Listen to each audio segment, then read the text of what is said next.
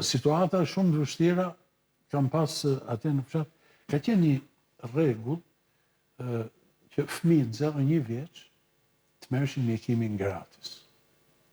Ishin ca receta të kuqe, shablone që me to mund të çohin në farmaci dhe merri pa lekë. Sepse na kërkoi dhe neve dhe shtetit shqiptar nga këto organizma ndërkombëtare, ishte parametër mortaliteti infantil, mortaliteti, vdekshmëria foshnjore, që thonë, 0 deri 1 vjeç.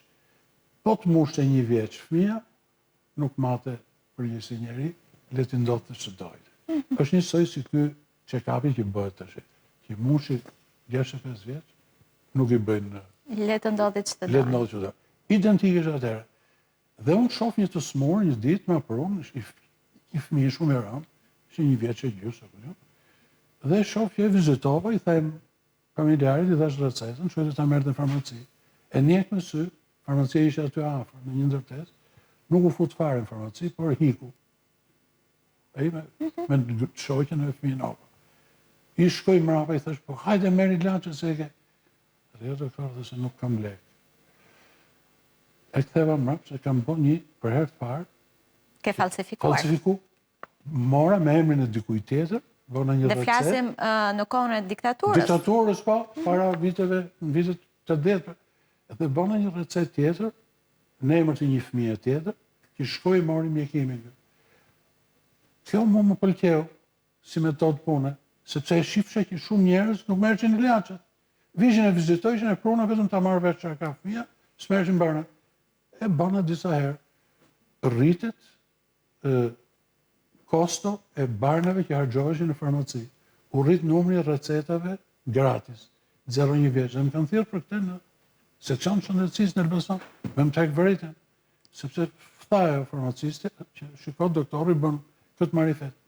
Natyrisht aty s'kishte as ku të abuzojsha unë, apo s'kishte as një lloj mundësie që unë po i merrsha ato ilaçe, i përdorsha për përdorim personal, s'kishte aty fare, bëj abuzim vetëm për fëmijët.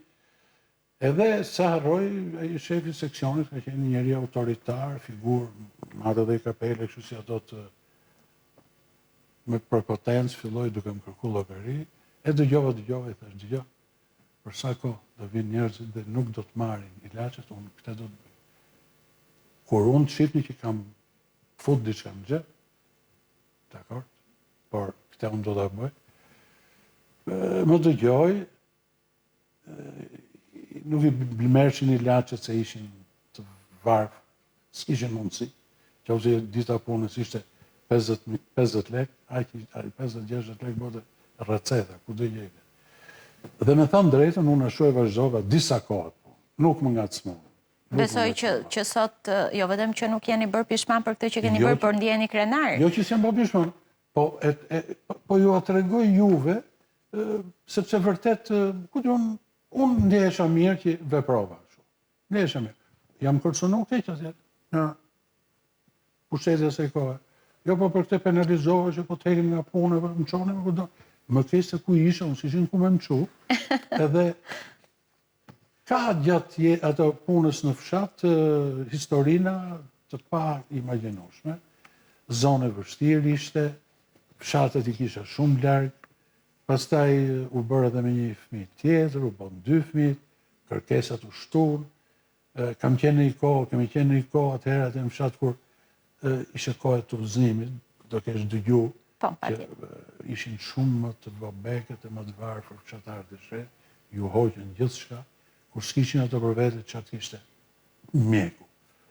Por unë nuk kam për të harru atë dashamirësinë apo mikpritjen apo atë njerëzillikun që kishte banorët e asaj zone.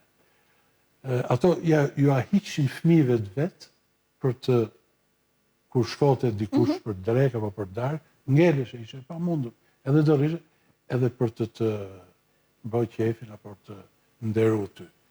Zonë me njerëz shumë të butë, shumë të mirë, që unë nuk do t'ja rroj. Me cilët rrujë sot e kësaj dite, me që kam 20 vjetë që kam ikë për ende, rrujë miqësina e përpiqem t'i ndihmoj me aq sa mund.